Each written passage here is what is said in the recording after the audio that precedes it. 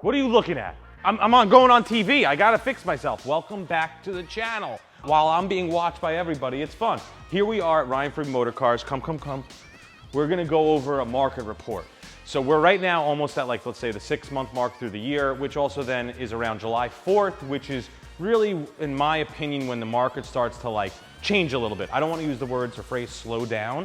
What happens really is that July 4th comes, that's when people are like summer mode. And then right after that, they're really in summer mode. So what happens to the market? People are always asking me, like, is this a good time to sell? Is this not a good time to sell?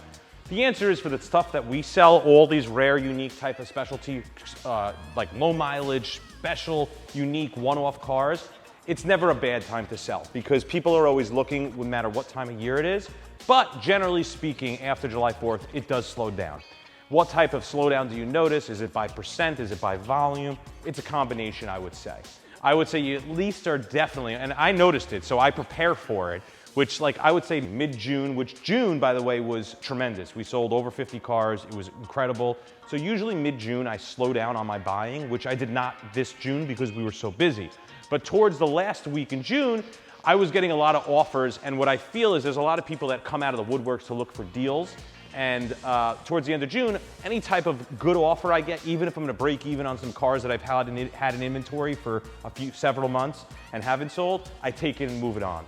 So like the other day, Tommy in my office told me we sold like a dozen cars that, like, yes, we broke even, we didn't make money, but you know what? We cleared inventory, we cleared cash, and now's the time where I feel that people are either, you know, they decided they're not gonna use that sports car they had and they're not gonna use it this summer, they want out of it, or they've already bought their sports car. They don't want another one. So you have to be careful.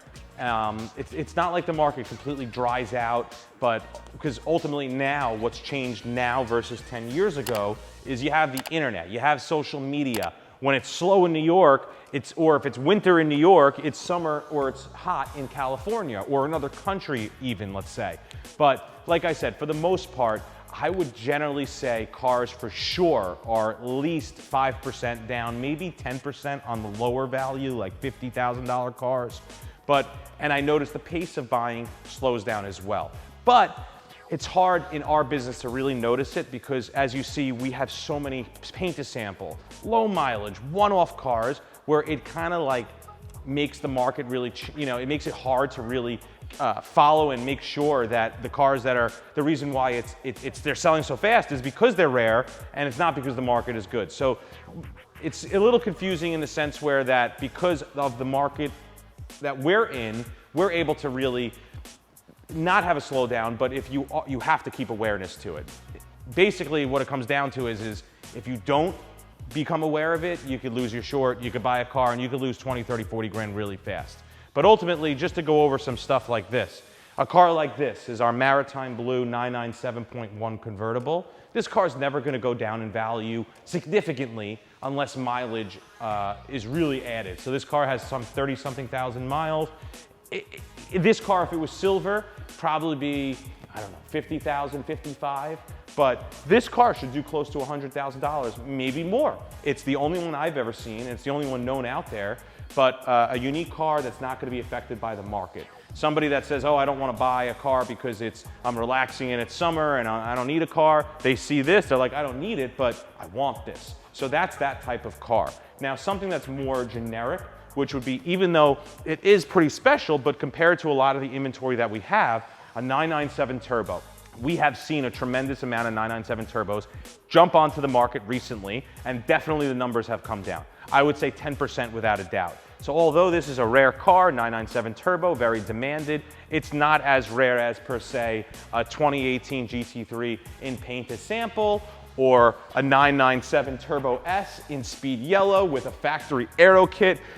Those cars are crazy unique. Or up there in the corner, we have a 1987 1 of 31 Turbo Targa slant nose. Like, that car's just not affected.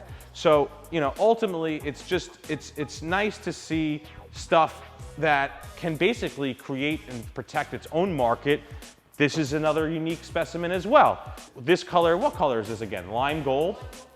Lime gold metallic. See, I don't even know every color. There's so many colors, and you'd think a person like me that understands the Porsche market so very well This color is awesome, but some people may hate it. But because it's so rare and unique and not built a lot or wasn't produced or many people didn't see this color, it's desired by somebody and somebody will pay more. Therefore, it's not really affected fully in the market. So we are definitely not a recession-proof company. We're like a teacher's a recession-proof job or many other fields, but I don't want to say it's recession-proof, but it's, in a way, it is market-proof. Right now we have some guests here. How you doing? Coming to check out some cars? To go over some other cars that actually are doing the opposite, even in a slow season, it's cars that are like the hot cars, the cars that are just desired. So right now, for example, a 94 turbo 3.6, probably one of the most desired air cools these days, besides like a 993 turbo. So these cars like 10 years ago were about 100 grand, and they're just only going up and up and up as time goes on. So this is a car, no matter what season, cold temperature, whatever it is, I think as time goes on, it will only go up in value, because this type of car, so many of them are being exported, so many of them are being crashed, so many of them are being driven with putting high miles on them. So the collector grade, good, clean examples, they're very, very hard to come across. So as time goes on and more become gone, let's just say, in the lack of a better word, the numbers are gonna go up on the value for sure. Specifically like this car right here behind us. This is one of only 23 LP640 manuals produced. So this is a very, very, very rare car, one of one in Monterey Blue. This car has a little bit of higher miles, but if you do some shots after and show how crazy the condition is, it's beautiful. It's absolutely insane. And this car is only gonna go up. I remember years ago when I saw this car being $400,000 or $500,000 and was like, holy crap, like that doesn't even make sense. And now looking back, hindsight is 2020, you know, now they're going for over $1 million plus. Low mileage ones even more than that. So the 4500 was a steal relative to Carrera GTs. Those cars also are continuously going up. So it's interesting, like how people always say, like, oh, is the market changing? What's the market now? Our market in general for the cars that we are involved in are not affected. Not recession proof, but not affected to the point where there will always be a buyer. You know, in this room right here, you have, I don't know, 40, 50 cars, right? And some cars like the 997.2 turbo, they only made 296 coupes. So I had more people at my wedding than 296. So out of those 296, how many are left? How many have low mileage? How many have clean Carfaxes? And the bottom line is that over time, there's gonna be less. So what does that mean? Supply and demand. So those type of cars will only go up as time goes on. And these type of cars that we primarily focus in will be that type of increasing in value type of model. Also, if you want, when you see this car, Louis did a video. I'm a little scared to see it because I didn't watch it yet, but Louis will tell you all in depth about this LP640, what makes it so special. It actually was owned by famous YouTuber Ed Bolian.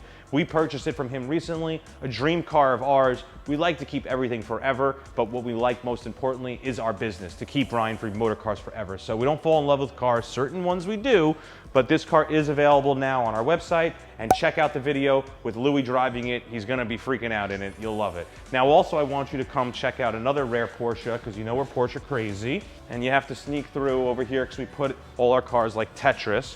So you're not gonna see it tremendously, and this car has not been advertised, has not been shown anywhere. We'll show it on this video, it's a sneak peek. This is a 2013 turbo manual. So out of the 296 coupes, they made 15 turbo manual coupes in 2013, which means it's the last year produced. Currently at the moment, we have one on Bring a Trailer, white with black, that's a 2013. Out of the 15, I've probably owned about 6 or 7 of them, which is pretty crazy. I know where they all are. I know where all the others are. And this is one that I've been chasing for years. This is a sleeper. This is a car that right now I think is the most undervalued car in my entire showroom. This car should triple in value. It's like a 94 turbo. Imagine if they made 15 95s. Obviously the 95 would be a percentage more. So being that right now, this car is a 2013, it's the last manual turbo they've ever produced. They've produced other manuals since this, but not in a turbo model. They're in 2025, Porsche is supposedly stopping every manual transmission vehicle. So what's gonna happen with the future? Like these, I think, you know, a lot of cars, it takes like 20 years or so, sometimes 10, but sometimes longer to really mature. I think this car needs another 5-10 years, and then we're gonna see this car go for 4, 5, 6, 700,000. If you look at a 94 Turbo S or a 97 Turbo S, I know you're all thinking this is not a Turbo S, but they didn't make a 997 Turbo S in a manual. So the fact that a 94 Turbo S and a 97 Turbo S are the last generations of the big boy turbos. Obviously, you have a 996 Turbo S, but there's a reason why I didn't include that. Although it is rare, I just can't put it in the same category as an air-cooled comparison on values to even this. This in the future will be the last and best, without a doubt. This one is white on red at 7,000 miles.